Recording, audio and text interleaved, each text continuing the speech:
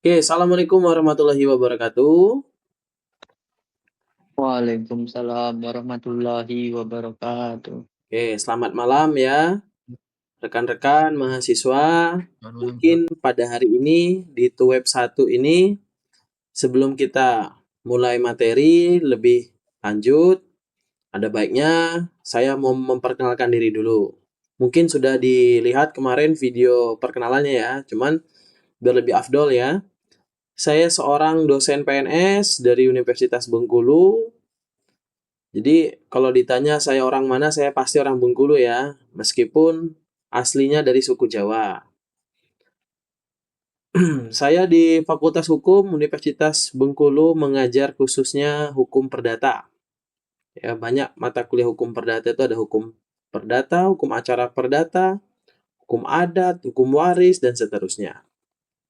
Nah, di sini khususnya pada mata kuliah hukum acara perdata yang saya tulis di sini ya, FSIH 4202. Jadi pada malam hari ini khususnya di Tuweb 1 ini kita membahas tentang surat kuasa, khususnya tentang surat kuasa khusus. Saudara Roy Sinurat boleh dihidupkan kameranya soalnya sudah saya rekam ya.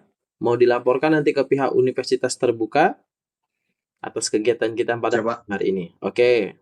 Nah, kan ganteng itu kan dihidupkan kameranya kan. Jadi saya Makasih, Pak. Rocky, bisa dipanggil Rocky ya, panggilan saya Rocky. Saya asli dari Bengkulu. Jadi kalau misalnya ada yang asli Bengkulu boleh main tempat saya, kita diskusi. Atau yang lagi jalan-jalan ke Bengkulu boleh ya. Kalau sekarang saya sedang berada di Jakarta karena ada urusan di dinas luar. Nah ini Mbak Felistia, boleh dihidupkan kameranya? Mas Habib ini dari mana asalnya? Boleh kita sambil kenalan dulu? Assalamualaikum warahmatullahi wabarakatuh. Waalaikumsalam warahmatullahi wabarakatuh. Ya silakan Mas Habib. Perkenalkan, nama saya Habib Alapsi, Mm-mm, Prodi Hukum mm-mm. PPJJ dari Bengkulu, Pak. Oh Bengkulu juga? Ya, Oke, Bengkulunya di mana tinggalnya Mas Habib? di unit belakang, Pak. Oh di belakang, oke. Kegiatannya sekarang memang fokus kuliah atau sambil kerja atau gimana? Sambil kerja, Pak. Oh sambil kerja, iya iya iya. Oke, mungkin Mm-mm. kita akan bicara lebih dalam lagi nanti ya Mas Habib ya. Bisa sambil WA saya atau mau diskusi sama Ya, saya boleh.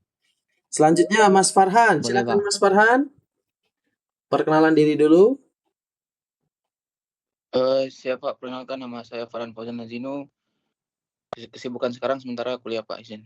Oke, di mana ini asalnya nih? Domisili mana ini? Siap, dari Sorong, Papua Barat Daya, Pak. Oh, dari Papua. Siap, Pak. Wah, jauh ya. Lagi Ya, Pak. bertugas di situ ya? Emang lahir besar di sini, Pak. Oke, ya ya ya ya. Wah, jauh ini kan. Ada yang dari Ya, Pak. Papua ya kan. Wah, mantap lah ini. Ah, selanjutnya Mas Roy. Mas Roy, silakan Mas Roy. Izin Pak, perkenalkan nama saya Roy Sinurat. Asal saya dari Borong-Borong Pak, Tapanuli Utara, Sumatera Utara. Oke, dari Tapanuli Utara ya. Kalau singkatannya Taput ya. Ya Ada Pak, Taksel, ada Taput ya kan. Soalnya saya pernah tuh jalan-jalan ke daerah sana. Tempat mertua saya tuh di mana tuh? Tempat ayah itu? Penyambungan itu dekat Tapsel ya kalau nggak salah ya. Tapanuli Selatan. ya Pak. Iya. Oke, oh, kan beraneka ragam ya dari asal-asal yang jauh-jauh ini ya. Oke, selanjutnya Mbak Felistia, silahkan.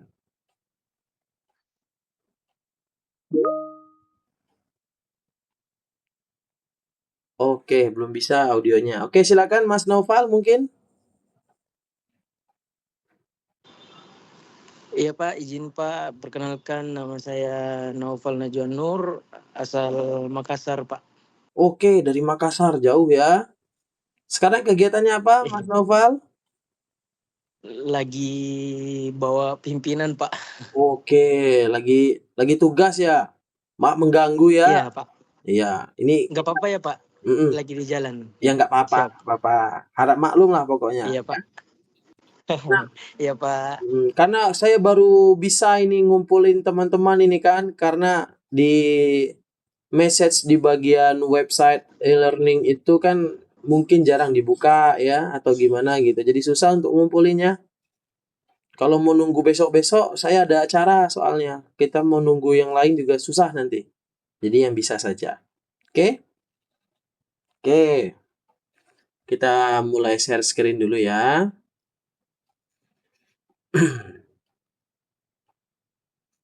Kemarin tugas surat kuasanya sudah dibuat semua.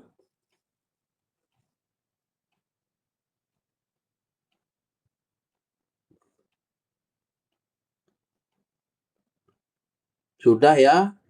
Kemarin sudah saya nilai beberapa tugas dari rekan-rekan mahasiswa. Di sini bagaimana? Apakah terlihat slide share dari saya? PPT-nya? Terlihat, Pak. Terlihat, Pak. Oke. Bicara tentang Terlihat, Pak. bicara tentang surat kuasa dalam hukum acara perdata. Apa sih itu hukum acara perdata? Jelas, hukum acara perdata itu bagaimana tentang sistem peradilan yang ada dalam pengadilan negeri, ya. Kemudian tingkatannya ada pengadilan tinggi. Kalau untuk kasus perceraian, ya khususnya yang beragama Islam itu ada di pengadilan agama, ya. Nah, dalam kasus hukum acara perdata ini, jalannya persidangan itu, ya disinilah kita belajar itu. Seseorang nih, misal saya mau menggugat si A, karena si A ini telat membayarkan hutang, misalnya ya, atau dalam sebuah kasus perdata, dia sudah one prestasi. Saya sudah melakukan somasi nih sebanyak 3 kali misalnya. Tapi si A ini tidak ada itikat baiknya. Maka saya secara sadar membuat surat kuasa. Emang seberapa penting sih surat kuasa itu? Kayak gitu. Tadi coba Mas Roy, coba surat kuasa itu menurut Mas Roy itu seperti apa?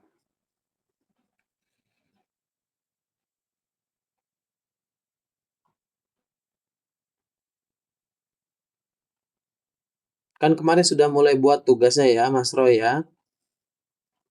Apa itu surat kuasa? Izin, Pak. Ya. Surat kuasa itu dokumen resmi yang memberikan wewenang kepada seseorang untuk bertindak atas nama pemberi kuasa dalam urusan tertentu, Pak. Iya, ya khususnya di persidangan ya. Itulah ada yang namanya surat kuasa itu memberikan semua wewenangnya itu untuk beracara, ya, mengatasnamakan saya di peradilan, ya, dalam sebuah kasus. Nah, di sini kita khususnya tentang kasus perdata, ya. Oke, kita lanjut. Dalam praktik peradilan perdata, para pihak sering tidak dapat hadir sendiri di persidangan. Ya, karena tidak semua orang di Indonesia ini mengerti hukum. Makanya harus ada pengacara atau advokat atau penasihat hukum ya.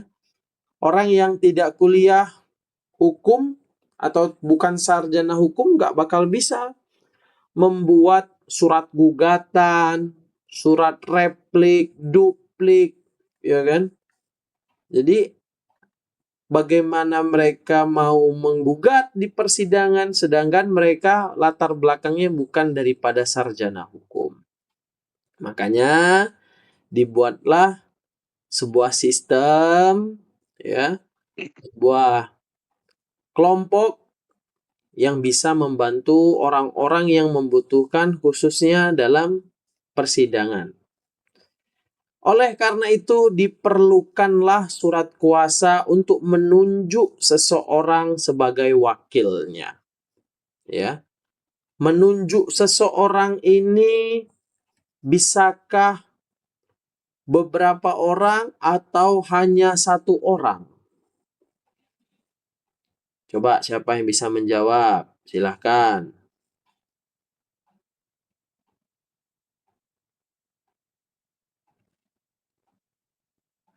Mas Habib, mana Mas Habib? Mas Habib kemarin buat surat kuasanya untuk berapa orang? Penasihat hukumnya.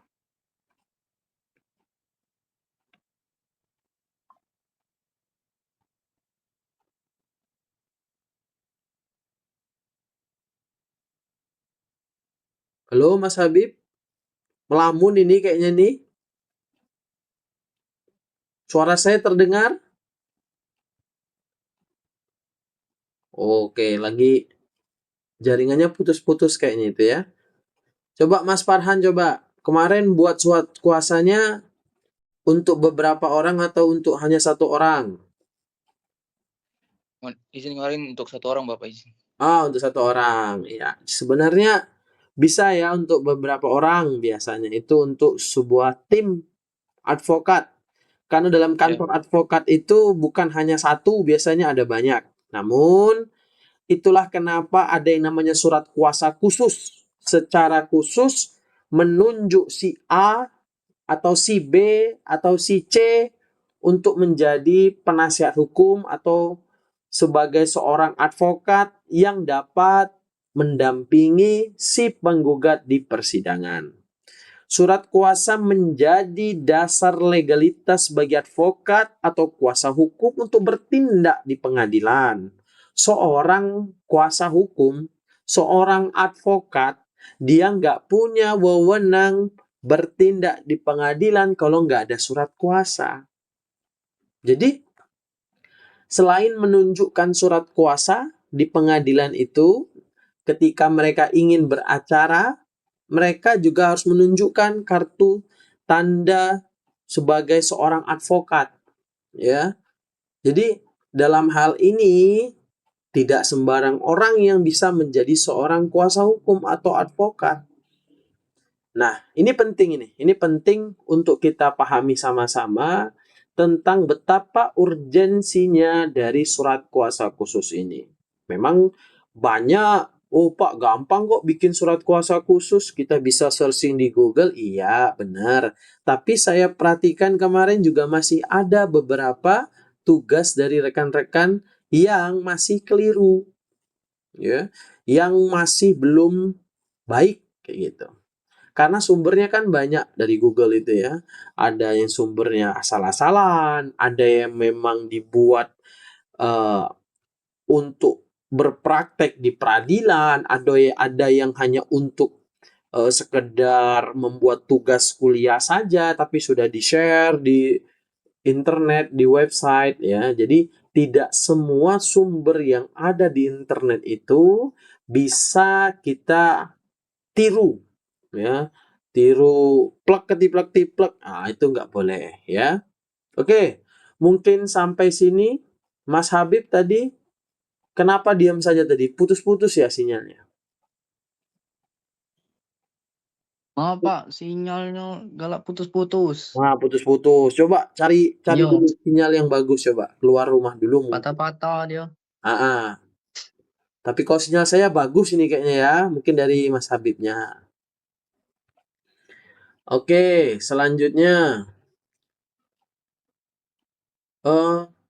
adakah yang ingin bertanya? Mungkin Mas Roy, Mas Naufal mungkin mau bertanya, silahkan. Biar kita diskusinya dua arah ya, biar enak.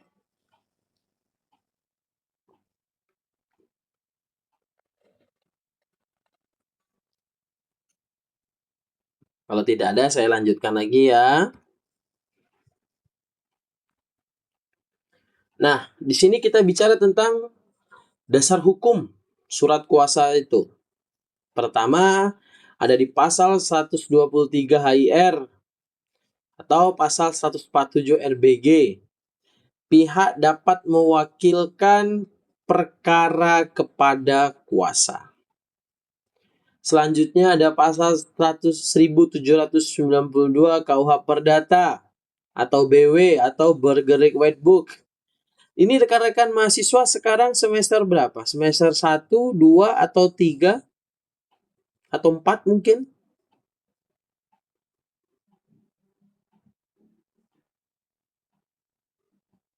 Halo? Boleh siapapun menjawab? Silahkan. Izin Bapak semester 7 Bapak izin. Oh, semester 7. Oke. Berarti sudah melewati mata kuliah hukum perdata ya? Atau mungkin mata kuliah hukum acaranya. Coba saya mau bertanya sama Mas Farhan ini. Apa maksud HIR sama RBG ini? Gak usah kepanjangannya, tapi maksudnya saja Mas Farhan. Tahu nggak?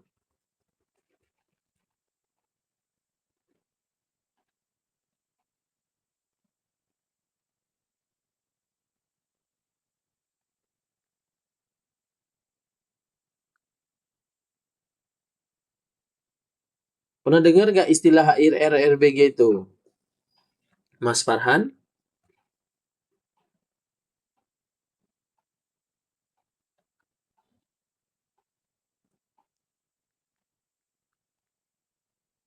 Izin Bapak, kalau HIR itu peraturan acara perdata Bapak, kalau yang saya tahu Pak.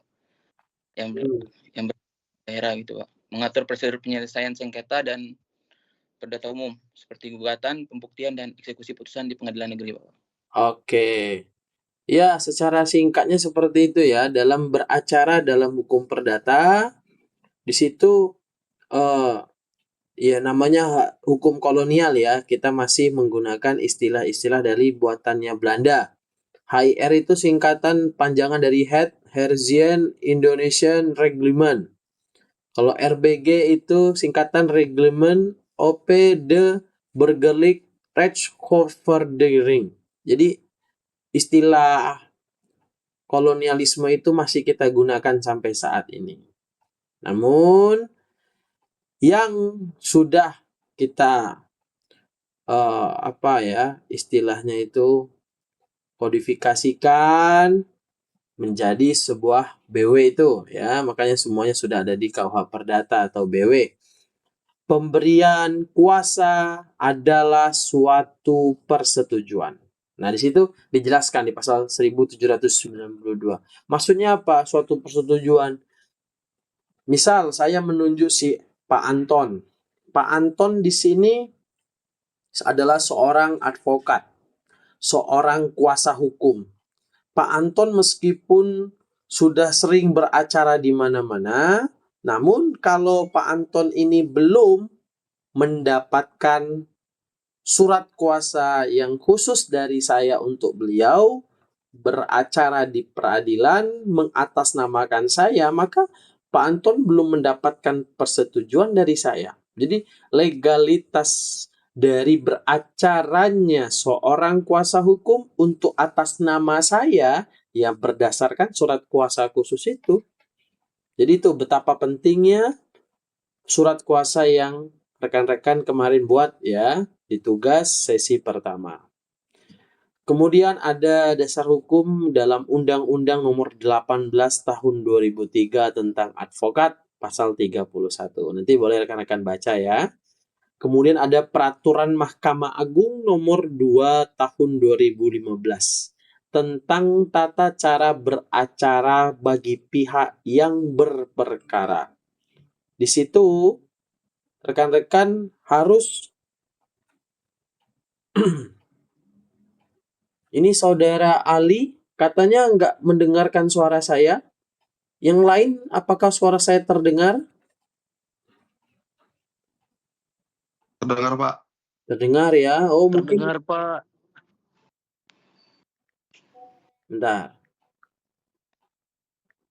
Sering patah-patah ya, Pak. Patah-patah? Patah-patah ya suara saya ya?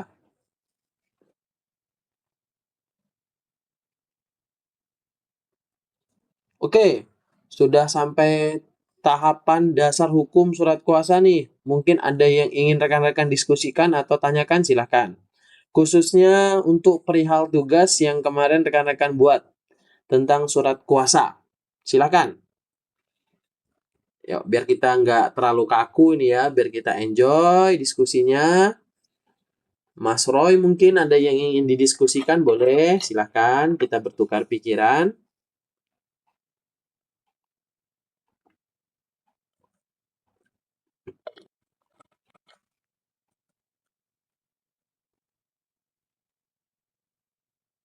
Mas Farhan mungkin silahkan kalau ada yang ingin diskusikan.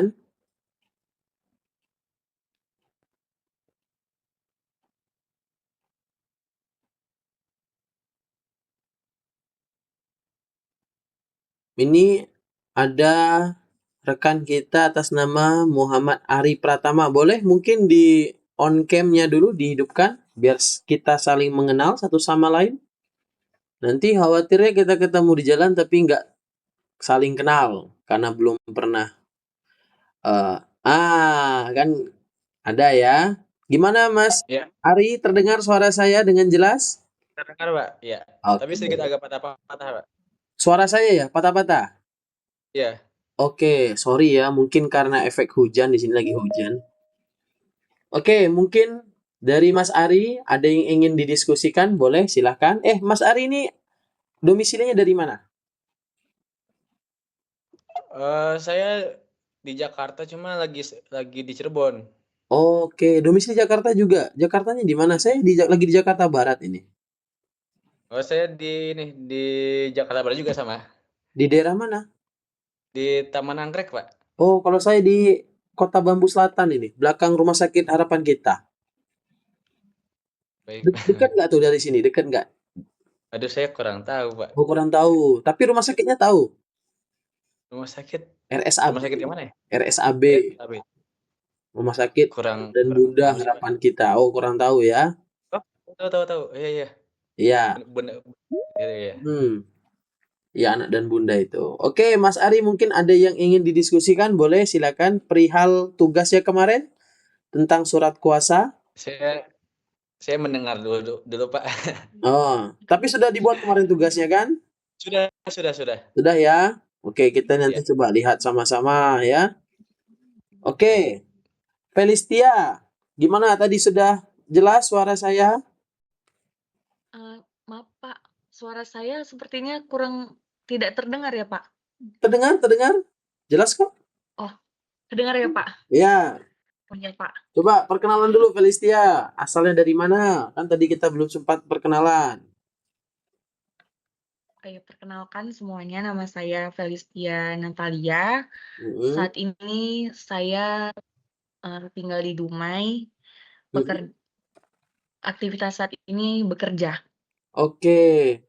Dumai itu di provinsi mana itu? Biar teman-teman yang lain tahu. Izin Bapak di Riau. Oh, Riau. Iya Pak. Oke. Pekanbaru Riau ya? Iya Pak, benar. Saya pernah tuh main ke Riau tahun 2022. Oh iya Pak. Saya juga kebetulan Pak bukan asli Riau sebenarnya Pak, merantau ke sini. Oh, Ya. merantau. Asli dari mana? 2022 Pak. Asli dari mana? Aslinya dari Sumatera Utara Bapak. Oh, Sumatera Utara. Sumatera Utara di mana? Tapanuli Utara juga bukan? Bukan Pak, saya dari Kisaran. Oh, Kisaran. Iya. Iya Pak. Ya, saya kelilingin tuh tahun 2022 ke Sumatera Iya, Utara, Pak. Sumatera Barat, ya.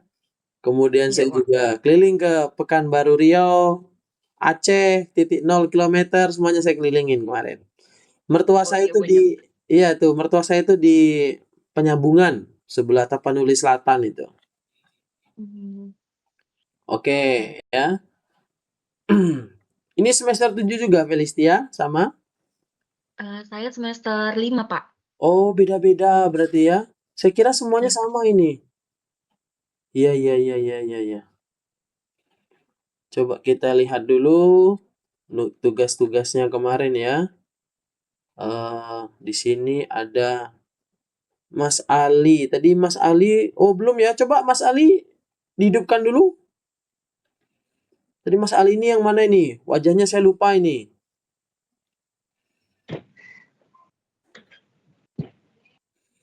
Ini tadi Mbak Felistia sudah. Assalamualaikum, Pak. Oke, waalaikumsalam. Ini kok nggak on cam dari tadi Mas Ali ini? Lagi sibuk apa? Enggak juga sih, Pak. Lagi baca-baca dulu bentar. Oke, ini Mas Ali dari mana asalnya Mas Ali domisilinya? Perkenalkan, nama saya Ali Mahmudi. Saya jurusan Ilmu Hukum, jalan semester ke-6, bertempat di Kota Batam, Pak. Oh, di Batam. Oke. Iya. Ini kan dari seluruh penjuru Indonesia ini kayaknya ya berkumpul kita. Dari 29 peserta yang hadir hanya 7 orang. Ya nggak apa-apa ya. Dari 8 ya. 7. Oke. Ini saya coba lihat dulu tugasnya yang Mas Ali ini ya. Iya, Pak. Gimana untuk tugasnya kemarin Mas Ali? Apakah ada kesulitan? Untuk paham sepenuhnya sih belum, Pak. Karena kemarin searching juga di Google juga. Ya. Mengerjakan tugas. Mungkin butuh penjelasan lebih detailnya lagi untuk pembuatan surat kuasa ini gimana kan. Belum begitu paham detailnya. Oke, kalau saya perhatikan tugasnya Mas Ali ini sudah cukup lumayan ya. Tinggal lagi bagaimana caranya. Di sini Mas Ali ketika membuat surat kuasa itu diisi saja nggak apa-apa. Misal nama Tuan Andi, tempat tanggal lahir buat aja. Misal 6 Maret 1989 misalnya gitu. Alamat bla bla bla. Nomor KTP. Sebenarnya kalau untuk nomor KTP nggak terlalu urgent sih. Ya, yang penting nama, tempat tanggal lahir, alamat dan pekerjaan. Udah itu cukup sebenarnya. Terus di bawahnya dibuat selanjutnya disebut sebagai pemberi kuasa. Ya. Pemberi kuasa dulu. Sebenarnya nggak perlu dibuat penggugat juga nggak apa-apa sebenarnya ya. Pemberi kuasa. Tapi kalau untuk pengadilan bisa tetap berlaku itu, Pak ya?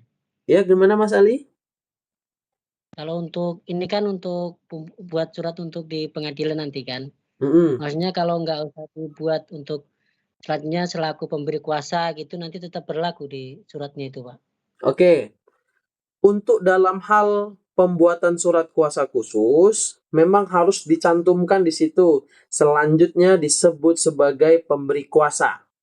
Jadi di situ menerangkan bahwa saya yang memberikan kuasa kepada Pak Anton untuk beracara di persidangan perdata dalam menyelesaikan perkara A misalnya. Perkara tentang hukum perdata nih misalnya dalam hal wan prestasi kayak gitu ya. Dengan ini memberikan kuasa khusus kepada Pak Anton ya. Untuk biodata samakan saja dengan yang Tuan Andi tadi, nama, alamat, tempat tanggal lahir, dan pekerjaan. Selesai. Atau misalnya mau diperkuat dengan nomor kartu advokatnya gitu ya. Selanjutnya disebut sebagai penerima kuasa. Secara khusus gitu ya. Jadi dituliskan secara khususnya itu perlu itu dan penting itu. Jadi hanya diberikan kepada Pak Anton wewenang untuk beracara di peradilan itu dalam perkara yang didaftarkan pada pengadilan negeri itu. Di sini saya sudah lihat untuk dan atas nama pemberi kuasa diajukan terhadap sudah cukup ya. Namun untuk lain kali boleh rekan-rekan yang lain juga membuat tugasnya dibuat dalam format PDF saja pada saat dikumpulkan. Jadi nggak berserakan ketika saya buka di laptop atau di HP. Karena jenis Microsoft Word-nya kan mungkin berbeda ya. Jadi khawatirnya sesuatu yang sudah rapi malah jadi berantakan. Dan dibuat saja misalnya Bogor 10 Januari 2025. Nggak apa-apa. Buat aja. Sesuaikan dengan kasus atau perkara yang sudah diinstruksikan dalam tugas e-learning itu. Untuk materai dibuat aja, cari aja materai di Google ya, sembarang aja nggak apa-apa, materai di Google kan boleh, tempel aja di situ yang semata-mata bahwa surat kuasa khusus itu sudah memiliki materai. Gitu. Oke, sudah bagus ya Mas Ali. Mungkin ada pertanyaan lagi Mas Ali, silakan. Cukup itu dulu, Pak. Oke, cukup ya. Mungkin yang lain dulu. Oke, ya. Kemudian saya lihat ini tugasnya Mas Farhan ini. Tugas Mas Farhan. Sudah saya nilai kan? Siapa, Pak? Nah, ini udah dalam bentuk PDF ya. Fakta kasus, bla bla bla. Oke, cukup. Nah, di bagian surat kuasa ya. Surat kuasa khusus yang bertanda tangan di bawah ini atas nama bla bla bla dan seperti tadi ya. Kartu anggota pradi untuk seorang advokatnya udah bagus. Secara khusus untuk dan atas nama pemberi kuasa. Oke, udah bagus ya. Lengkap nama, alamat, pekerjaan, semuanya lengkap, tempat tanggal lahir. Kemudian di bawahnya diceritakan sedikit bagaimana perkara itu ingin diajukan karena latar belakang apa ya.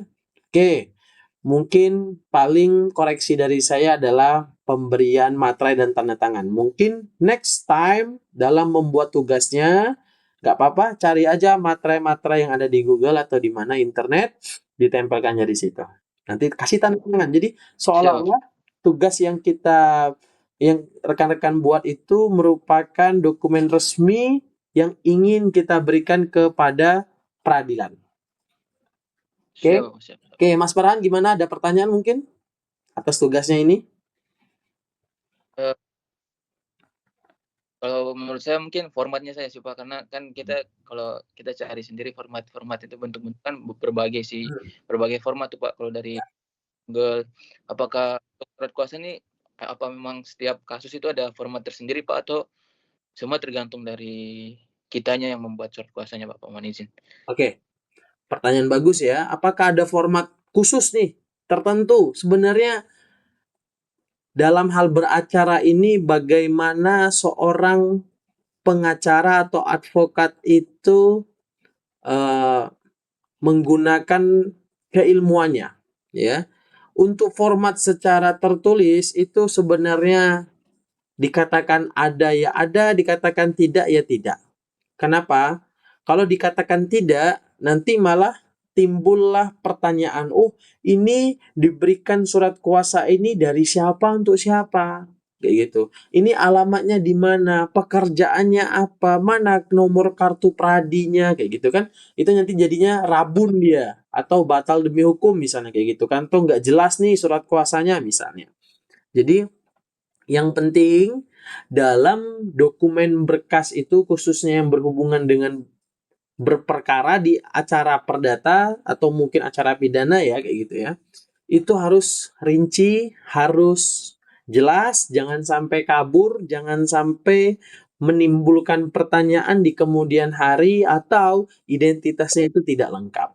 Yang penting dia jelas dari si A ke si B untuk tujuannya apa, dalam hal perkara apa, misalnya dalam hal ini tentang one prestasi dijelaskan sedikit nggak apa-apa, nggak perlu secara rinci, nggak perlu. Yang penting ada tanda tangan ya, kemudian menyerahkan surat kuasa itu kepada si advokat atau kuasa hukumnya. Oke, ini sudah bagus ya, yang Mas Farhan sudah bagus. Baik Pak. Oke. Terima kasih Pak. Iya. Selanjutnya, saya lihat tugasnya Mas Roy ini ya.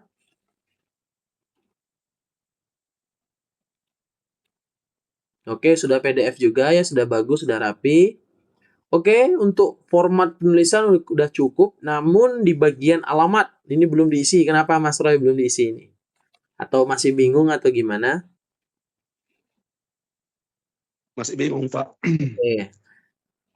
Next time, Mas Roy ya, silahkan untuk di bagian alamat, identitas lain-lain dibuat secara fiktif saja, nggak apa-apa. Yang penting dalam hal membuat berkas ini, rekan-rekan harus menganggap aja kali rekan-rekan mahasiswa itu sedang beracara di persidangan atau memberikan surat kuasa kepada seorang advokat.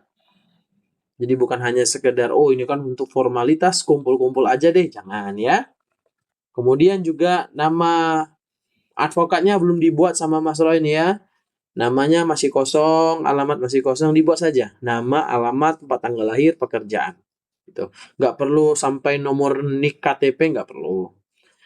Cuman kalau bisa untuk yang bagian advokat dibuatkan nomor kartu anggota atau kartu beracaranya ya. Untuk dan atas nama saya melakukan segala tindakan bla bla bla. Oke, udah cukup ya. Tanda, ada tanda tangannya. Oke, silakan next time dibuat tanda tangannya, nggak apa-apa, di-scan aja atau tanda tangan elektronik, kemudian ditempelkan apa namanya? Materai yang dari Google boleh silakan ditempelkan saja di sana. Oke, Mas Roy, ada pertanyaan? Ada, Pak. Oke, udah cukup Udah ya. cukup, Pak. Oke, Ya, Pak. sebelum kita bahas lagi tugasnya, mungkin kita boleh sedikit lagi lanjut. Nah, ini sudah terlihat, masih terlihat ini PPT saya? Masih.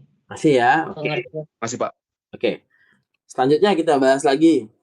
Apa itu sih pengertian dari surat kuasa? Surat kuasa adalah surat pernyataan yang memberikan wewenang kepada orang lain untuk bertindak atas nama pemberi kuasa. Jadi, jelas surat kuasa ini sangat penting. Urgensinya itu sangat-sangat penting. Belum bisa seseorang itu beracara mengatasnamakan saya kalau saya belum membuat surat kuasa ini. Jadi diberikanlah wewenang kepada orang lain itu untuk bertindak atas nama si pemberi kuasa. Nah, yang menerima surat kuasa ini ya harus memiliki kartu advokat yang merupakan seorang kuasa hukum, yang merupakan seorang pengacara kalau bahasa umumnya ya. Dalam konteks hukum acara perdata, surat kuasa menjadi syarat formil agar kuasa hukum dapat bertindak di pengadilan. Nah, ini saya katakan tadi, yang harus kita garis bawahi walaupun dia seorang kuasa hukum yang sudah ternama, yang sudah sering beracara di peradilan mana saja, tapi beliau belum bisa mengatasnamakan saya kalau saya belum membuat surat kuasa itu. Artinya, surat kuasa itu sangat penting untuk legalitas dalam beracara di persidangan mengatasnamakan seseorang. Itu. Nah, jenis-jenis surat kuasa nih. Ada surat kuasa umum, surat kuasa khusus. Yang rekan-rekan buat kemarin adalah surat kuasa khusus ya. Emang bedanya apa sih? Kalau surat kuasa umum untuk segala urusan, dia bersifatnya luas.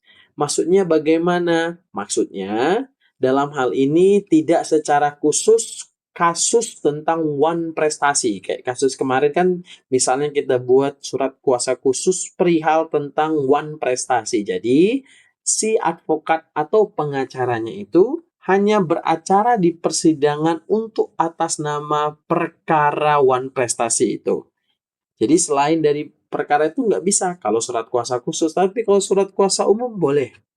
Misalnya hari ini dia dalam hal persidangan gugatan perdata dalam hal one prestasi, mungkin suatu saat nanti ada dalam hal gugatan ada dia mau melakukan perceraian misalnya, atau mungkin kasus yang lain yang berhubungan dengan hukum perdata.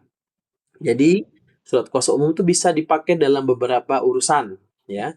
Tapi kalau surat kuasa khusus hanya untuk satu perkara untuk kepentingan tertentu seperti menggugat atau menjawab gugatan di pengadilan. Dalam praktik perdata yang diperbolehkan adalah surat kuasa khusus. Nah, itu ya. Oke. Syarat sah surat kuasa khusus itu seperti apa? Ditandatangani oleh pemberi kuasa dan penerima kuasa. Ini yang harus digarisbawahi rekan-rekan ya. Artinya apa? Surat kuasa khusus itu jangan hanya tanda tangan dari si pemberi kuasa. Artinya jangan cuma saya nih yang memberikan tanda tangan di sana. Di sebelahnya juga harus ada tanda tangan dari si penerima kuasa atau seorang advokat itu. Kemudian menyebutkan identitas lengkap para pihak. Tadi saya katakan ya, nama, tempat tanggal lahir, kemudian alamat pekerjaan ya, kemudian nomor pokok berperkara misalnya atau kartu advokatnya ya, berapa nomor identitasnya itu dijelaskan. Tapi kalau nomor KTP mungkin tidak diperlukan ya. Tapi kalau mau dibuat lebih baik.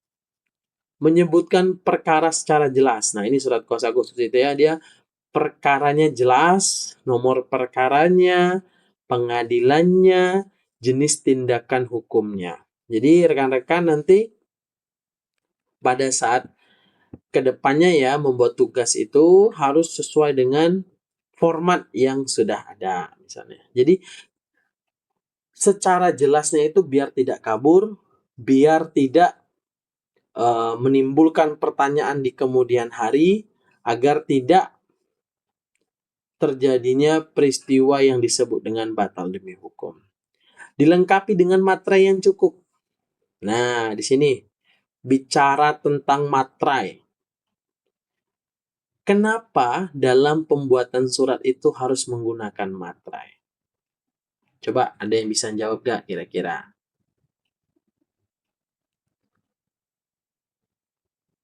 Mas Ari, coba boleh Mas Ari silakan. Kenapa? Tadi dikatakan di situ surat kuasa itu harus dengan materai. Oh, Mas Ali sedang pergi nih mungkin ya. Mas Ali, mungkin Mas Ali boleh silakan. Kenapa harus dengan materai? Karena berkaitan dengan kekuatan hukum gitu, Pak. Apakah surat yang tanpa materai itu tidak memiliki kekuatan hukum? Kurang, memiliki tapi kurang. Oke. Bagaimana menurut Mas Roy? Menurut saya Pak sudah kuat Pak, karena surat tersebut sudah dibuat materai yang berarti sudah pajaknya sudah dibayar. Oke. Kalau tidak membuat tanda tangan beserta materai berarti tidak kuat surat itu kekuatannya?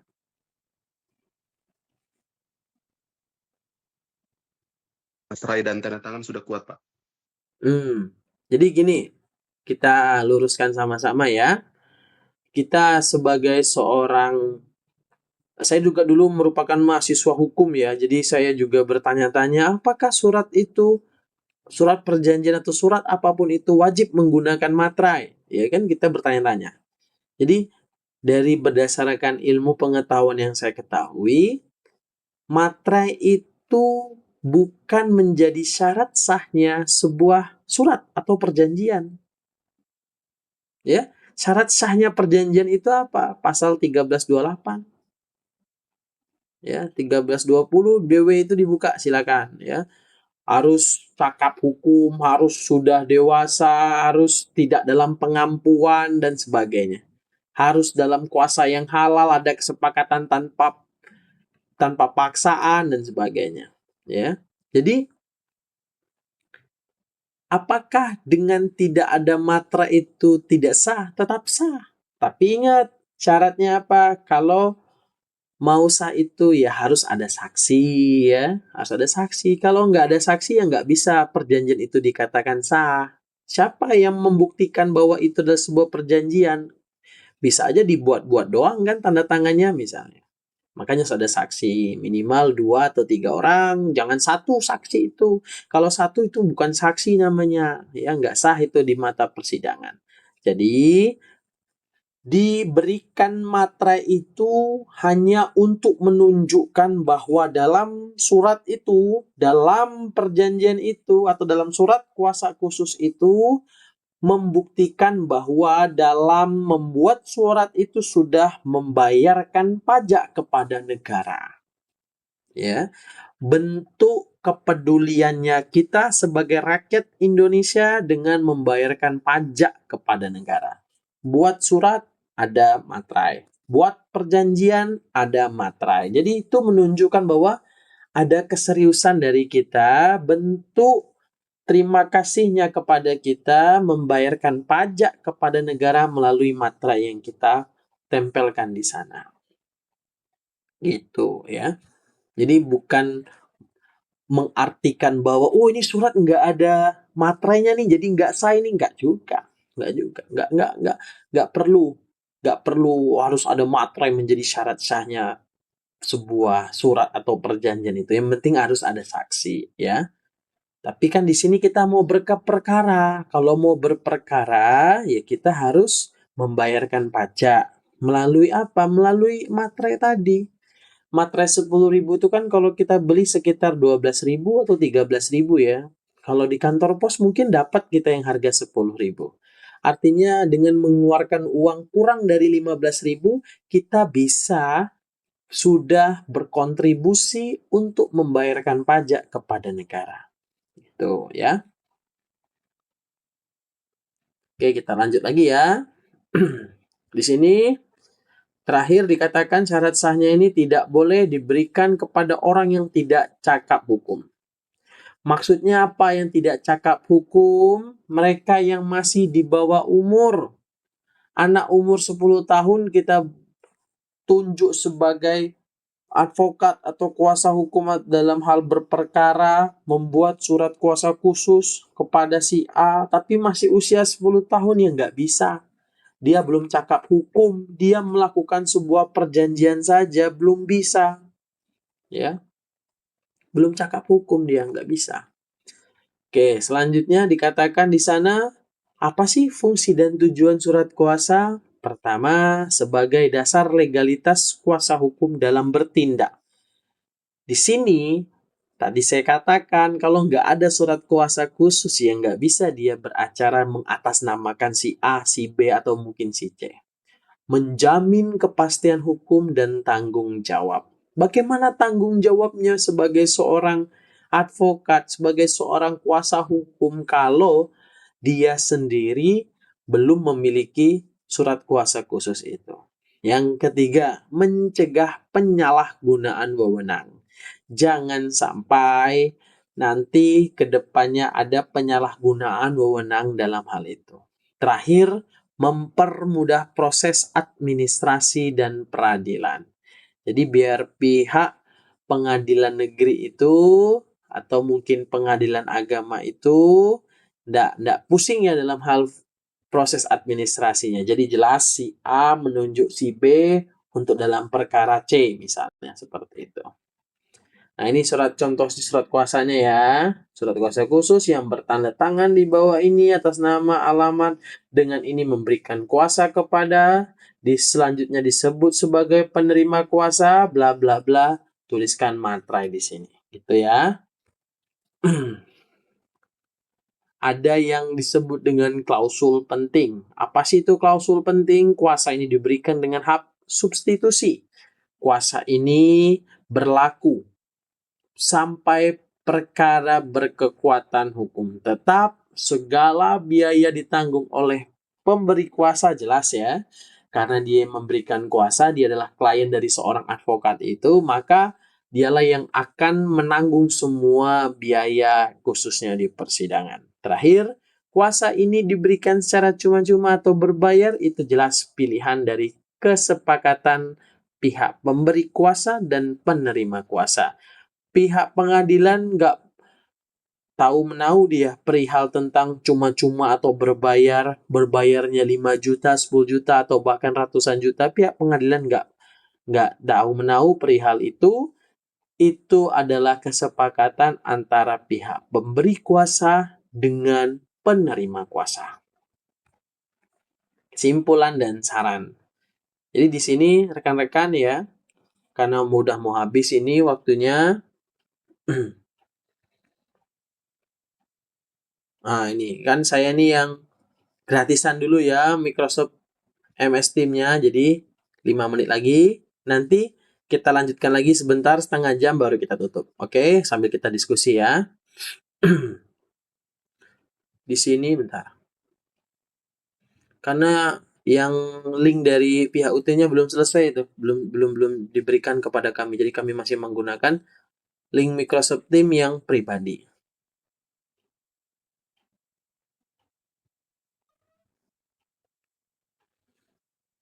Kesimpulannya apa? Jelas yang pertama, surat kuasa itu merupakan elemen penting dalam hukum acara perdata, ya. Artinya nggak ada surat kuasa khusus, maka si pengacara atau advokat itu tidak bisa beracara untuk mengatasnamakan si kliennya itu, ya. Misalnya saya nih misalnya. Kedua, harus memenuhi syarat formil dan material agar sah dan dapat digunakan di pengadilan. Mahasiswa hukum perlu memahami redaksi dan isi dari surat yang benar. Jadi rekan-rekan nanti dalam pertemuan web 1 ini harapan saya sudah mengerti semua bagaimana redaksi dan isi surat kuasa yang baik dan benar itu. Terakhir, praktisi hukum sebaiknya selalu menggunakan surat kuasa yang jelas, tegas, dan lengkap. Tadi yang dikatakan Mas Ali ya, Mas Ali bertanya apakah ada format khusus? Nggak ada sebenarnya. Yang penting dia itu jelas siapa yang memberikan, jelas siapa yang menerima, dan jelas apa perkara yang sedang ingin diberikan kuasa itu. Gitu. Ya. Oke, mungkin kita akan tutup dulu kelas ini karena sudah mau habis waktunya. Nanti kita lanjutkan lagi menggunakan link Microsoft Teams yang baru atau saya akan memberikan link Zoom atau Google Meet ya. Kita tutup dulu. Assalamualaikum. Nanti saya kirimkan linknya lagi di grup WA ya. Oke, Pak. Ya. Pak. Oke, kita lanjut lagi ya. Tadi kita batas kesimpulan dan saran. Dari kesimpulan dan saran ini, mungkin dari rekan-rekan ada yang ingin didiskusikan, boleh silakan atau ingin ditanyakan perihal materi yang sedikit tadi saya bahas ya. Kenapa saya katakan sedikit? Karena sebenarnya yang berhubungan dengan perkara peradilan perdata itu sangat banyak. Tapi khususnya tentang surat kuasa ini, kita bahas dulu khusus pada malam hari ini di web 1 ini. Silakan kalau ada yang ingin tanyakan boleh. Perihal yang tadi saya bacakan mungkin atau saya diskusikan, silakan. Nggak usah kaku ya, sama saya kita enjoy saja. Kita enjoy saja, nggak usah terlalu kaku. Kalau terlalu kaku nanti malah susah. Jadi Oke, Mas Ari mungkin mau ngomong atau mau bertanya, silakan mau diskusi.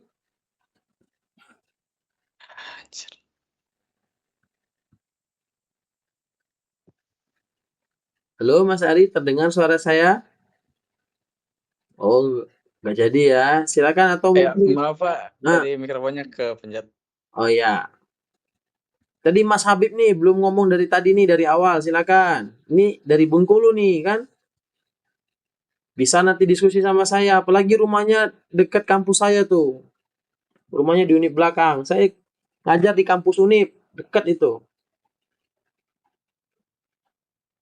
Yuk Mas Habib boleh silakan kalau ada yang ingin tanyakan. Atau surat kuasa khususnya kemarin seperti apa? Coba saya lihat lagi tugasnya.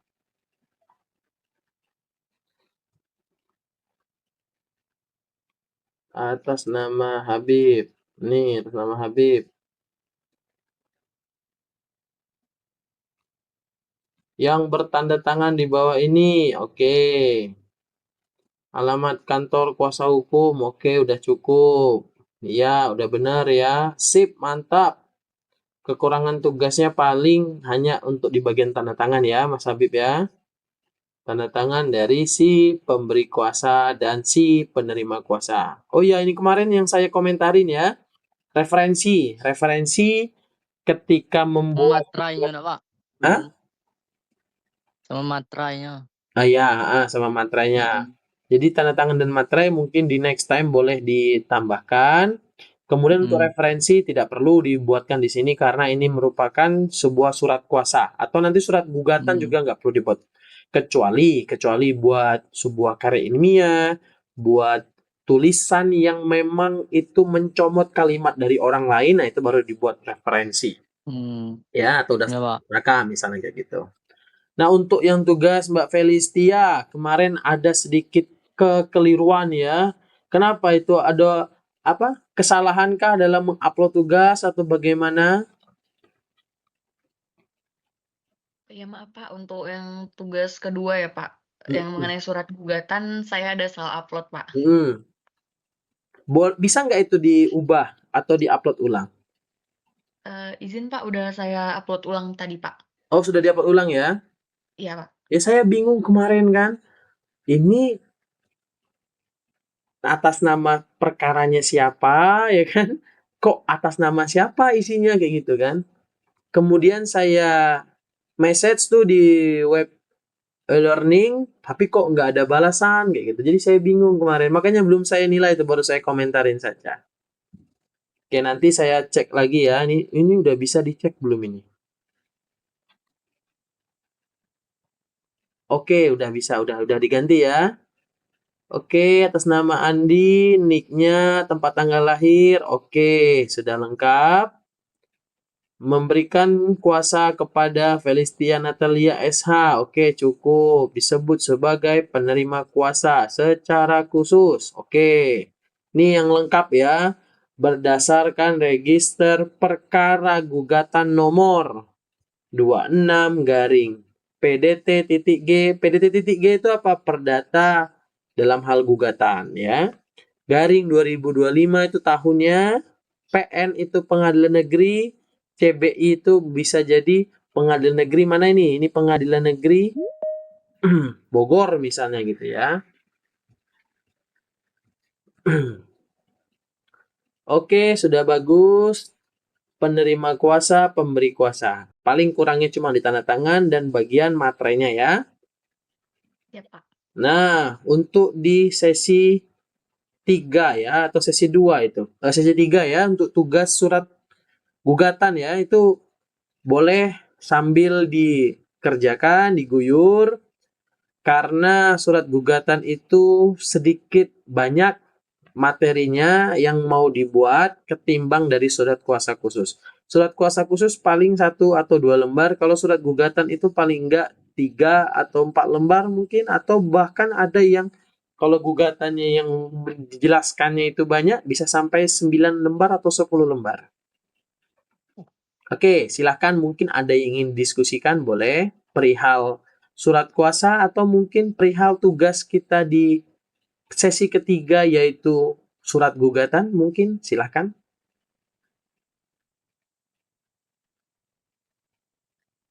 Ini Mas Habib 2 ini HP-nya ya.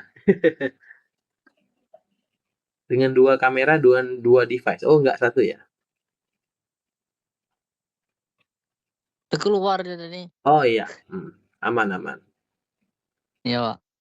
Oke, silakan kalau ada pertanyaan, Mas Roy boleh silakan.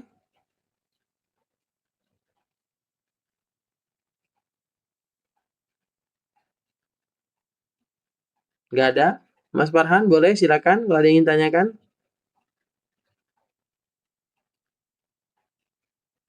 Sementara cukup, Pak. Oh, cukup. Ya. Yang penting surat gugatannya dibuat dengan benar ya. Jangan sampai masih keliru atau jangan sampai salah upload ya. Jadi biar saya menilainya juga enak ya. Saya kasih nilai itu tinggi-tinggi. Asalkan sesuai dengan format, isinya jelas, isinya lengkap ya. 90 ke atas pasti saya kasih itu. Ya. Yang penting buatnya juga sepenuh hati. Jangan asal kopas aja deh. Biodatanya kosongin, jangan. Tanda tangan kosongin, jangan. Diisi aja. Meskipun itu fiktif, diisi aja, nggak apa-apa. Biodata ya, tanda tangan, materai, bebas. Tanggalnya bebas. Yang jelas tanggalnya itu disesuaikan dari perkaranya. Ya kan ada tuh di soal ceritanya itu kan perkara tanggal berapa, kemudian mengajukan gugatannya tanggal berapa, buat surat kuasanya tanggal berapa, seperti itu. Oke, kalau tidak ada pertanyaan, mungkin bisa kita akhiri ya. Boleh, silakan di on cam semua. Saya mau foto, kita foto bersama. Mas Ari, boleh on cam? Halo, Mas Ari. Ya, baik, Pak. Boleh on cam dulu ya sebentar ya. Kita foto bersama dulu. Oke. 1, 2, 3. Oke, cukup ya. Oke, kita akhiri kelas pada malam hari ini. Apabila ada salah kata dari saya mohon maaf. Kepada Allah saya mohon ampun. Wabillahi taufiq wal hidayah. Assalamualaikum warahmatullahi wabarakatuh. Selamat malam. Waalaikumsalam warahmatullahi Terima wabarakatuh. kasih. Ya, Malam, Pak. oke. Terima kasih, Pak. Sampai jumpa di pertemuan sesi keempat ya, to web kedua. Ya, makasih Pak. Ya, sama-sama. Terima kasih, Pak. Ya, sip.